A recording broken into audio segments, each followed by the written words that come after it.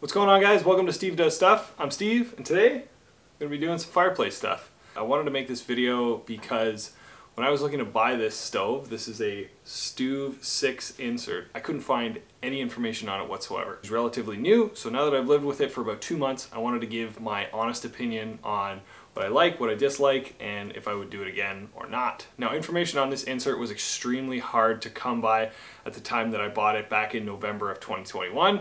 From what I understand, it was relatively new, so as far as information or reviews on the internet, I couldn't find anything. I couldn't even see this in a showroom when I bought it, so I had to kind of take it on faith that it would work. When my wife and I purchased this house, it wasn't something that we were looking for, but it just happened to come with a fireplace. Now, prior to having this in here, it was a pretty large open fireplace, which, you know, they look kind of great. You can have, you know, open fire, but they suck for heat, like they don't make any real heat.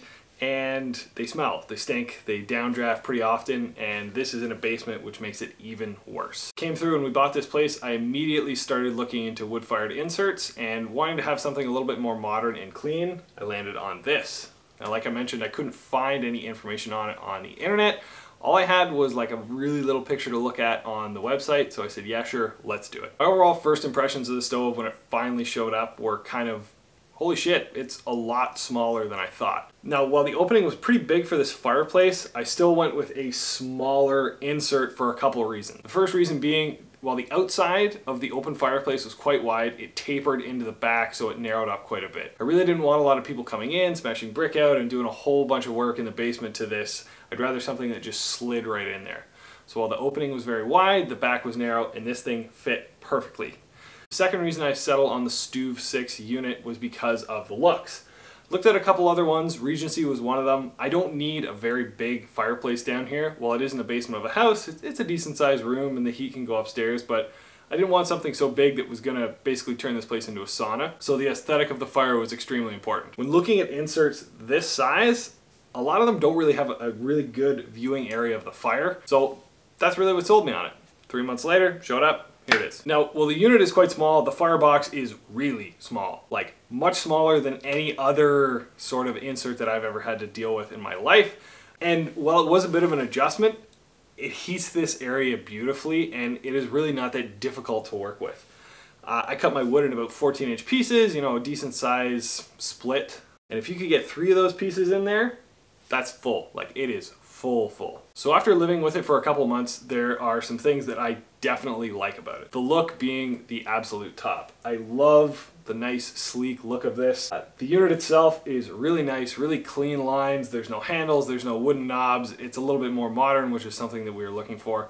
So I love it. I absolutely love the viewing area of this fireplace. The way in which it works is that the secondary burn actually rolls the fire forward. Once you get a big fire going in here, it's almost hypnotic how it just kind of rolls forward towards the glass.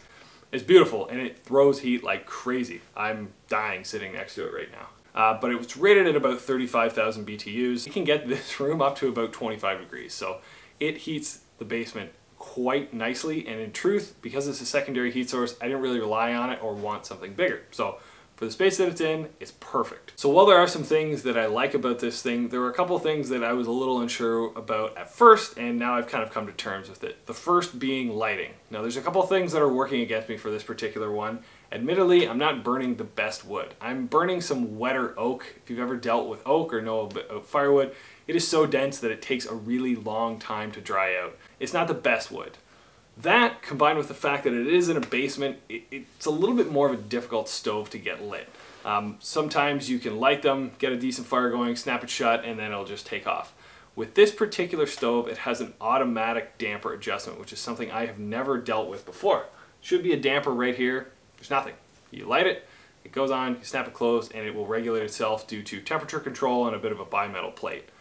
So I don't know if that's contributing to the difficulty of lighting it, whether it's my inexperience with, you know, crappier wood, the fact that it's in a basement. I'm not really sure.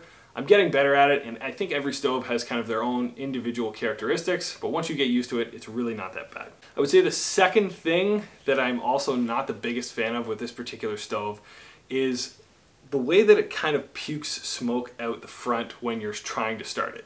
So when I first got it, I struggled to get fires lit in it very efficiently. I would close the door too early and then it would almost extinguish the fire completely. In doing that, you have to open it to try and kind of mess with it, get some more oxygen in there, and if you open that door all the way up, smoke just starts puffing out of the top. Now again, there's a couple factors that would affect this. This is in a basement of a house, which typically is not really the best place for a fireplace because air will always want to try and find the easiest way out of a basement. So why is it going to go up a chimney when it can just go straight out the door? Another thing that I'm kind of on the fence with, and I haven't entirely made up my mind with this thing, is while I do like the size of it for the space, and again, I think this is tied back to the wood, the ash in this builds up extremely quickly. Due to the size of it, there's a tapered back, so the actual floor of the fireplace where the wood and fire sits is pretty small. If you're burning wood like oak that really doesn't burn down to like a really fine ash, this can fill up extremely quickly. So while I would have fires maybe 2-3 times a week, I'm emptying this thing minimum once a week just to kind of keep on top of it. The one thing I'm really on the fence with is the automatic draft control. Like I said, there is no actual draft adjustment down here, which is really different from what I am used to. In chatting with the people at the Fireplace store, apparently the EPA or the Canadian Environmental Protection Agency, whatever you want to call it, is really cracking down on these things. Some of them actually have catalytic converters, which blew my mind. Apparently they're horrible. And in order to continue to sell these in Canada, due to government regulations, it has to have an automatic draft control to control the particulate emissions of it.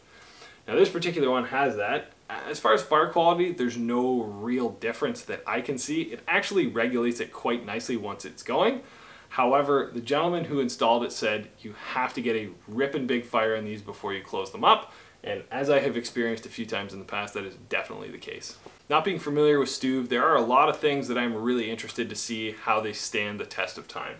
Going through all of the owner's manual, the maintenance and everything like that, this looks like a fairly serviceable stove. They are built here in Canada, so getting parts should not be an issue.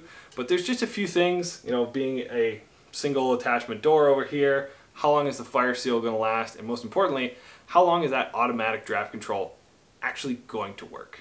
Hands down, and this is the thing that I noticed the most, I love the way that this thing reburns and rolls the fire towards the glass. I have a wood insert at my cottage, at friends' places, and after living with this for a couple months and enjoying the fires on it and just kind of watching that hypnotic fire roll forward, going to their places is not quite the same. It's nice, don't get me wrong, I still prefer a wood fire over anything, but I really like the way this works.